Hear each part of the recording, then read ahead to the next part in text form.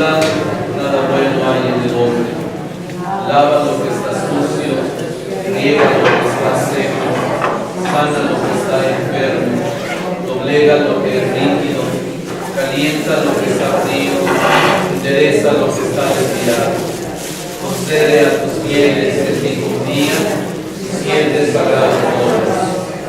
Danos el mérito de la virtud, danos el esfuerzo de salvación, danos la felicidad eterna. Amén. Aleluya. Aleluya. Envía, Señor, tu Espíritu Santo y todo será creado. Ave María Purísima. Un asiento, hermano.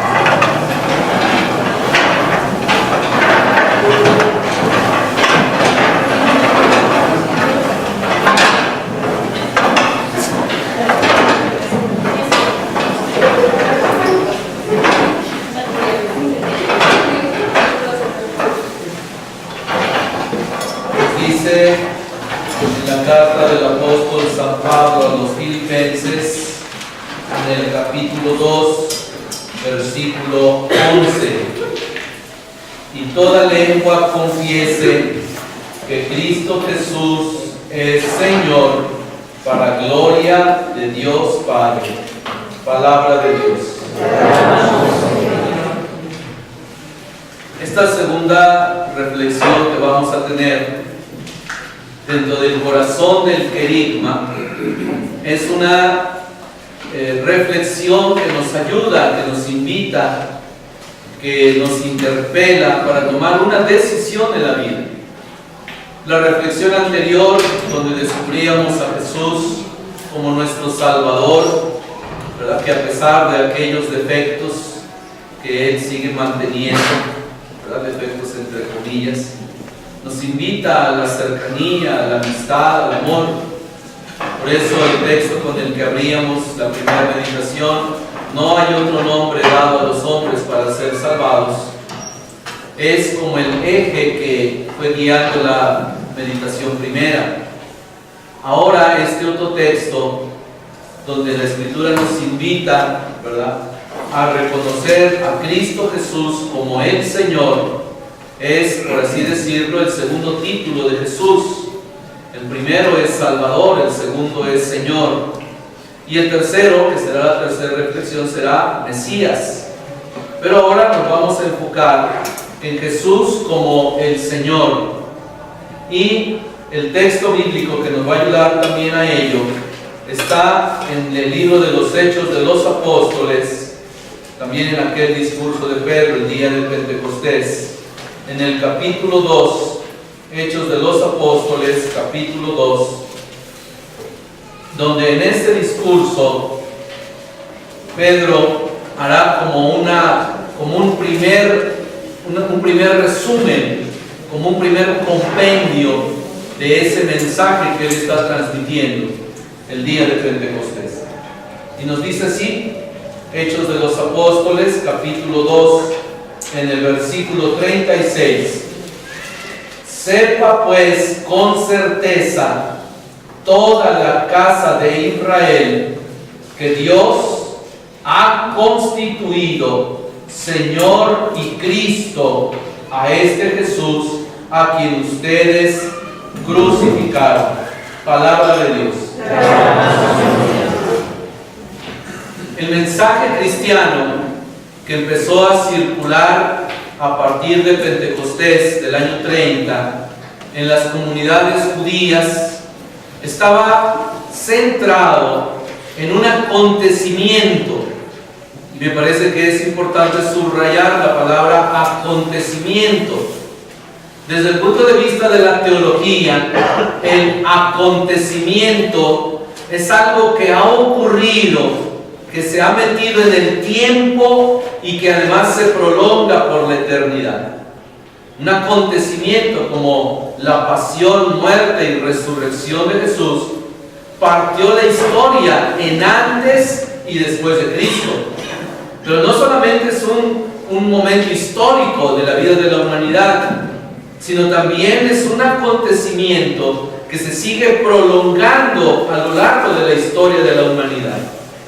Ese acontecimiento llamado Jesús de Nazaret o Cristo Jesús, es un acontecimiento que llega a nuestras vidas por la acción y la gracia del Espíritu Santo. Por eso el Papa Benedicto XVI, en su primer carta encíclica que se llama Dios es Amor, en el número 1, nos diría: se comienza a ser cristiano por el encuentro con un acontecimiento, con una persona que transforma la vida y le da un sentido diferente. El Papa Benedicto a Cristo Jesús, a Jesús, le llama acontecimiento, porque realmente la muerte y la resurrección de Cristo serán no solamente el modelo y el contenido de la predicación del querigma o el corazón del querigma, no solo ello, sino serán realmente con toda la fuerza, con todo el poder del Espíritu Santo, la palabra viva y eficaz que salva. Y eso es muy importante que nosotros tengamos en cuenta. Cuando nosotros proclamamos el querigma, en el corazón del mensaje está Jesucristo, muerto, resucitado y glorificado. Es decir, el querigma no es el anuncio de verdades sobre Jesús. El querigma no es un sistema para dar a conocer quién es Jesús o qué hizo Jesús. El querigma tampoco se puede reducir, ¿verdad? Porque hay quien también lo reduce a cualquier palabra. Dice, no, el querigma rápido, entre más rápido mejor. No, el querigma tiene una importancia vital. Es como una semilla que se siembra en la tierra y que después, con el paso del tiempo y el cuidado, va creciendo hasta hacerse un árbol gigantesco, enorme. Ese árbol gigantesco, enorme, que sobresale a toda la vista, es toda la doctrina de la iglesia. Pero esa doctrina comenzó como una semilla, y esa semilla llena de vida es el querigma, es el anuncio de Jesucristo, muerto, resucitado y glorificado. Y por eso, este acontecimiento de salvación marca la vida de los primeros evangelizadores. Ellos son testigos del acontecimiento. No fueron maestros del acontecimiento, tampoco fueron catequistas del acontecimiento, fueron testigos del acontecimiento. Jesús mismo ya les había dicho en el discurso de despedida, en el cenáculo, cuando les habla del Espíritu Santo, allí en el Evangelio según San Juan, capítulos 14, 15 y 16, ¿verdad? Jesús en 5 momentos le revelará a los apóstoles quién es el Espíritu Santo. Y en esos 5 puntos en los que Jesús les explica quién es el Espíritu Santo, Jesús le dirá a los apóstoles, Él dará testimonio de mí. Es decir, el Espíritu Santo es un testigo. Y en el siguiente momento Jesús les dirá, Él tomará de lo mío y se lo explicará a ustedes. Él me dará gloria a mí, porque tomará de eso mío para enseñárselo a ustedes. El Espíritu Santo es un testigo. ¿Pero testigo de qué? Claro que no es testigo de Jehová, ¿verdad? Es testigo del acontecimiento llamado Jesús, de la pasión, muerte y resurrección. Por eso inmediatamente esas palabras Jesús les dirá a los apóstoles, y ustedes también darán testimonio de mí. En el libro de los Hechos de los Apóstoles, cuando el acontecimiento ya se realizó, y lo hermoso de esto es que el acontecimiento primero fue figurado en el Antiguo Testamento y llegó a su realización. La palabra predicada se hizo carne, se hizo hombre y se entregó por nosotros. El acontecimiento de salvación ya no es una palabra que resuena, es una persona viva, está entre nosotros, Jesús. Y ese acontecimiento es el que transforma la vida, que tiene la vida, que contiene la vida. A veces nosotros en el querigma hemos querido explicar las propiedades de la semilla el tamaño de la semilla, qué es lo que va a producir la semilla, es decir, el árbol frondoso que será toda la teología, toda la doctrina.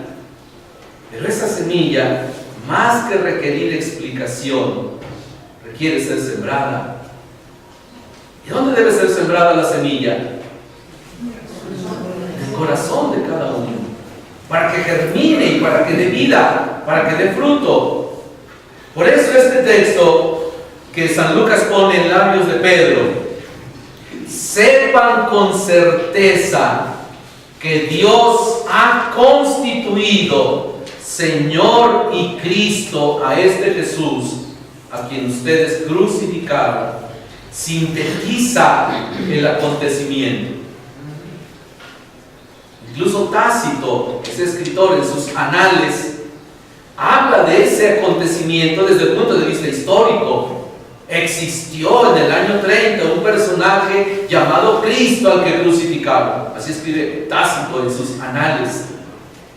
Y nosotros, en la formalidad de la historicidad bíblica, en el Evangelio, nos encontramos no únicamente con un Jesús histórico, sino nos encontramos con la persona de Jesús, que está vivo y que además es el Señor.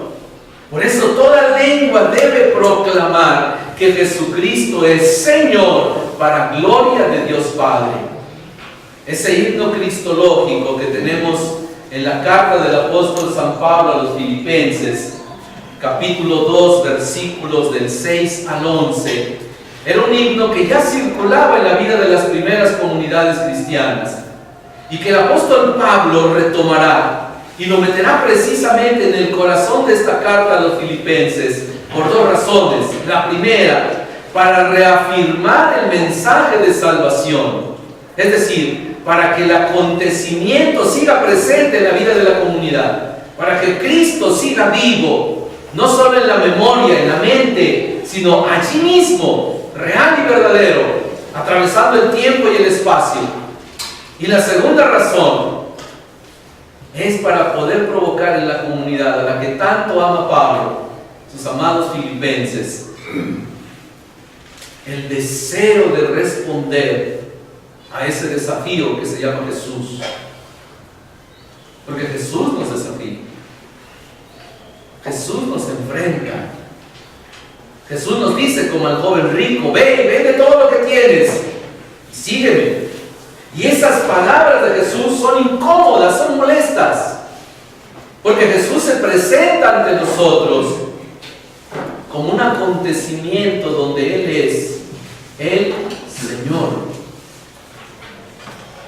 Y esa palabra, Señor, nosotros tenemos que entenderla y asimilarla en el corazón. No es lo mismo decir nuestro Señor Jesucristo que decir Jesús es nuestro Señor. Hay una enorme diferencia. Una solamente es una expresión de la fe, la otra es un compromiso de vida. Que Jesús sea nuestro Señor reúne allí todo el contenido del Evangelio y toda la vida nuestra. Cristo nos ha amado hasta el extremo y se ha acercado a nosotros, no solo por un instante, no solo cuando lo vamos a visitar al sagrario, o cuando meditamos la Sagrada Escritura, o cuando hacemos oración, o cuando realizamos el apostolado, visitando a los enfermos, dando la comunión, organizando retiros. No solo allí. Cristo ha querido quedarse con nosotros siempre. También en nuestra vida cotidiana, en nuestros problemas, en las dificultades que enfrentamos, en las angustias, en los temores, en los miedos. Él quiere quedarse siempre, pero quiere quedarse no como un artículo que es desechable, no como el Dios que pretendió el pueblo de la antigua alianza construir en aquel becerro de oro que nos habla el libro del Éxodo capítulo 32, ¿verdad? Como el pueblo ya se había desesperado, Moisés no bajaba de la cima del monte Sinaí, entonces el pueblo le dirá a Aarón: haznos un Dios que vaya delante de nosotros. Y bueno, ese día hasta las señoras se volvieron generosas, dieron sus aretes, sus pulseras, pulseras, sus collares, para que Aarón los fundiera e hiciera un becerro de oro. ¿Qué pretendía el pueblo? Hacerse un Dios a su medida, a sus tiempos, a su agenda. Dios que responda cuando yo lo necesito. Dios que esté cuando yo lo requiero. Y cuando Dios se fijó, le dijo a Moisés: baja, porque bien pronto este pueblo que tú sacaste de Egipto se ha corrompido. Baja pronto, antes de que los destruya, porque tu pueblo se ha hecho un becerro y dice que soy yo. Miren, ¿quién había liberado al pueblo? No, Moisés. ¿Quién lo había liberado? No, fue Dios el que le dijo: quiero que vayas y liberes a mi pueblo. ¿Quién lo había mandado? Entonces, ¿por qué ahora dice tú lo liberaste? ¿De quién era el pueblo? ¿De Moisés? ¿O de Dios? ¿Y por qué le dice Dios es tu pueblo? ¿Por qué Dios dice no es mi pueblo? Por una sencilla razón: porque el pueblo no reconocía a Dios como su Señor. Como su Señor, no lo reconocía. Puso en esa figura de oro, en ese becerro, toda su confianza, porque al pueblo le convenía un Dios así, un Dios al que entre cuatro lo cargaran y lo llevaran según ellos quisieran. ¡Ey! A la derecha, ahí va Dios a la derecha; a la izquierda, ahí va Dios a la... deténgase, se detenía; avance y avanzaba. Era un Dios a su medida. Por eso la palabra Señor es un choque. Bueno, hasta a mí me da angustia decírselos ahora. Que Jesús sea el Señor es renunciar a cualquier otro Dios o Señor que tenemos en nuestra vida. Y esto quería decírselos al final, pero a lo mejor se los digo desde ahora. Más vale que quien quiera salirse se salga tranquilamente y discretamente, si quiera hasta por una de las ventanas. Que Jesús es el Señor para gloria de Dios Padre. Trae todo un antecedente teológico.